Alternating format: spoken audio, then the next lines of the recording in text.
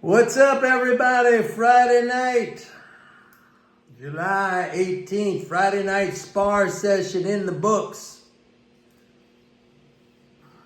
Was good. So the market was down today. Basically, that was a headline-driven trading session. Fiscal flows are very strong.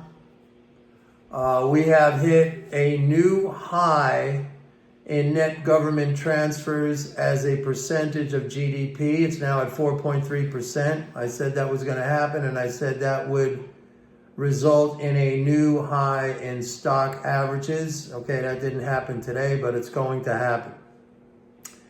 Lots of net government transfers. It's a very positive fiscal flow environment.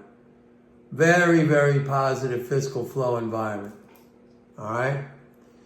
So I just want you to be aware of that. Today I was asked an interesting question by one of my subscribers, a friend of mine, and it made me think that I should cover this in a video. And actually, when he asked me this question, it reminded me that I have seen this commentary or this discussion from time to time, and I think it's important that I talk about this because, again, it's a ball of confusion. So he said, Mike, if the Trump tariffs are effective and it causes foreigners to invest their dollars here in the United States or to purchase U.S. goods and services, doesn't that mean that it's going to result in a massive inflow of dollars into the U.S. economy, and that's going to be inflationary? See, I've heard this discussion before, and I'm actually very happy that my friend asked me this because I think it needs to be clarified. All dollars exist here on the books of the Fed, with the exception of like paper dollars and coins, which is a fraction of the total dollar supply. Dollars are just accounting entries on the books of the Fed. Okay, so all dollars exist here. The owners of the dollars, that's delineated. That is the Fed accounts for that. But all dollars are here. They can't go anywhere else. They're just electronic entries. They're bookkeeping entries, accounting entries on the books of the Fed. That's it. So if foreigners exchange their dollars for U.S.-made goods and services, or if they invest their dollars here in the United States, the dollars are here. They don't go anywhere. All that happens is the Fed changes ownership on the accounts. Okay? If the Chinese invest here, let's say buying some U.S. farmland, the Fed will debit the Chinese bank account, which is, it would be, what do they call it, a corresponding bank here in the U.S. that holds the Chinese accounts. That account would be debited, and the farmer's account would be credited. So the dollars are just going to change ownership. They're already here. All right? It's not like this tsunami of dollars from overseas, comes rolling in. It's just not going to happen, man. It's another one of these things, and again, I'm very appreciative that my friend asked this question. It's a good question. It's a very good question. And I should have covered this in the past. But when I read or I hear people saying, it's going to be inflationary because all these dollars are going to come into the United States, and they're already here.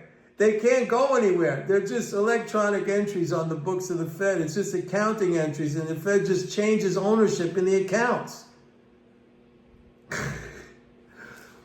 I remember reading one time, I think, back in the 18th, 19th century, the main central bank of the world was the Bank of England, right? And they used to hold gold for, various entities, other countries and stuff like that. The Bank of England was like the depository. They would hold gold that belonged to other countries. And if one country wanted to sell its gold to another country, this was before computers, obviously. This was the 18th, 19th century. There were no computers. Everything was done by hand accounting, bookkeeping entries.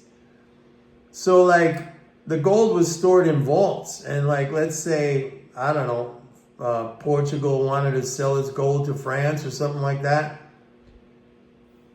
The Bank of England would just notate that, and then they would send a guy down into the vault, and he would just change the signage on, Portugal's gold. That would be reduced a little bit, and then he would put the signage on freaking France's gold. Didn't go anywhere. The gold was still sitting there. It's not like it came in from somewhere. It's the same exact concept going on here. You see, guys, you learn stuff here that you're not going to learn anywhere else. You learn stuff here that you're not going to learn anywhere else. I don't know if you appreciate it or not, but nobody's telling you this stuff. Nobody's educating you nobody's educating you on this stuff. But that was a great, great question, because I've seen it. I've seen this discussion. I've seen this commentary out there online.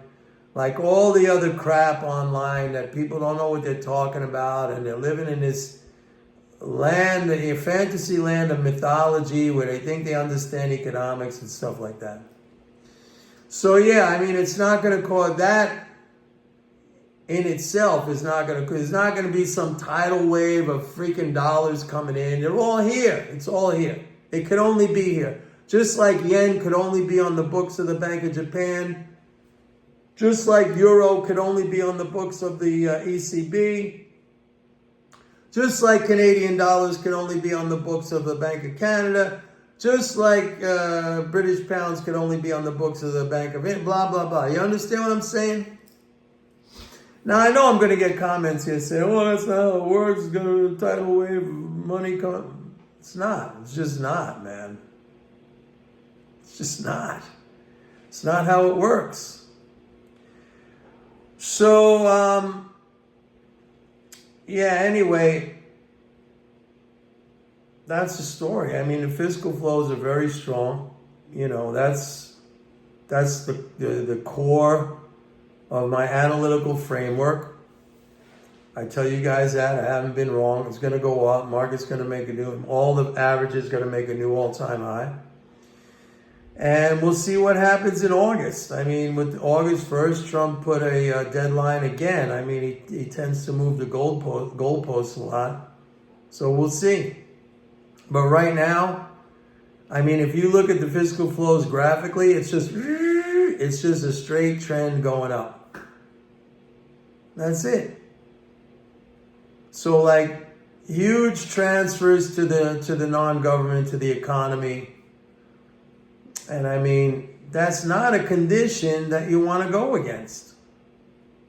And plus, like I said yesterday, investor sentiment is just not that bullish. It's a little bit bullish. It's not crazy. And actually, like I mentioned yesterday, bearish sentiment, at least in the AAII weekly sentiment survey, that went up. So we're climbing that wall of worry. And today's market correction, no big deal. I mean, that was an opportunity. That was an opportunity. What, again, because Trump said something? I mean, haven't you learned at this point what to do with these headline situations? I mean, the fundamentals are the fundamentals. It doesn't matter if somebody says something. The fundamentals are the fundamentals. If Trump says he's going to put XYZ amount of tariffs on something, that's got to happen. Saying it alone doesn't change the reality of what's going on right now in terms of their fiscal flows. It just does not.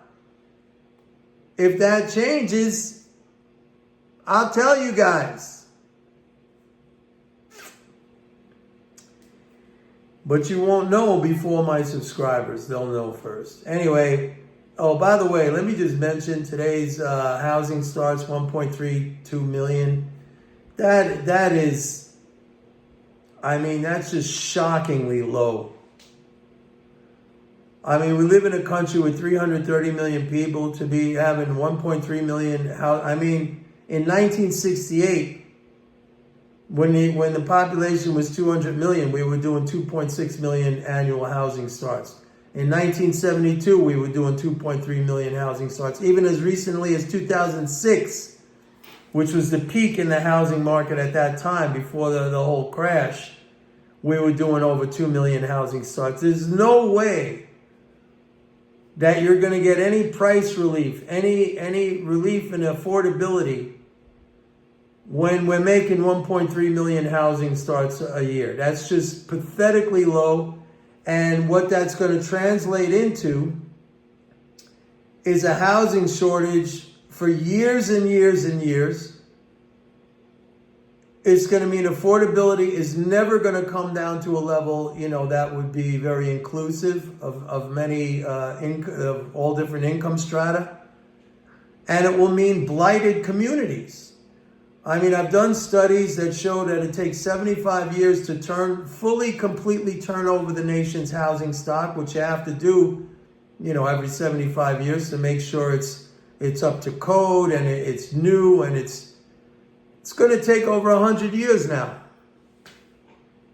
It is a terrible, terrible situation. And, not to say I like to make money off of terrible situations that actually hurt people, but I own home builder stocks because they're just going to have to keep doing what they're doing. 1.3 million housing starts in a country with a population of 330 million. I mean, it's ridiculous. It is way, way, way too low. And if you see any price correction in home prices, those are very, very modest price corrections, and they're just not going to last. There's just not enough supply. I've been saying this for years. I've been pointing to this housing start data, and I've been right about the whole thing. Anyway, that's it for today, Friday night. Please like and subscribe, and don't forget, go to my website, pitbulleconomics.com, and sign up for a 30-day free trial to MMT Trader. Bye.